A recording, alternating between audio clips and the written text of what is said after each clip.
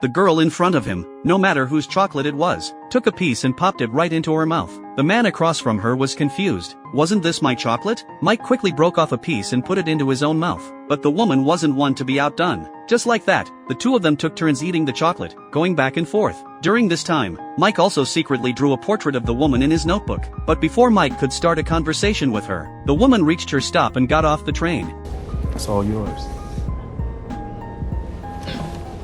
Not long after, Mike also reached his destination, but just as he was tidying up his things, he found that his own chocolate was still in his pocket. It turned out that the chocolate the two of them had been eating was the woman's. Remembering the look in the woman's eyes when they parted, it couldn't help but make Mike laugh out loud. Fortunately, not long after, the two of them ran into each other again on the train.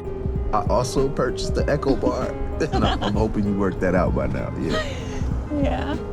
I'd love to see your face when you realized. It's a strong moment for me. He took out the portrait he had drawn that day and gave it to the woman. Through their conversation, he learned that the woman's name was Annie, and she was a pianist. But soon Annie was about to get off the train again. Just as Mike turned around to leave, Annie called out to him, and gave the portrait back to Mike. Oh no, that's for you, keep it. Give it to me again.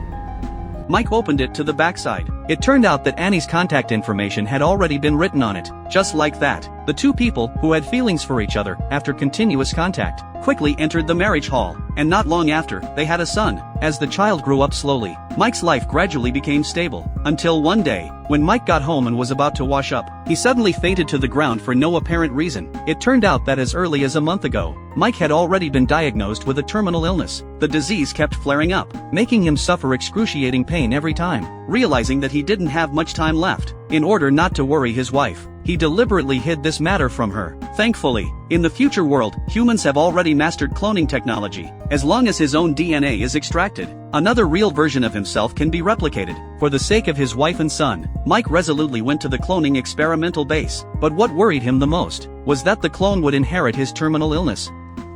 As outlined, we modified the relevant strands of his DNA to prevent that happening again.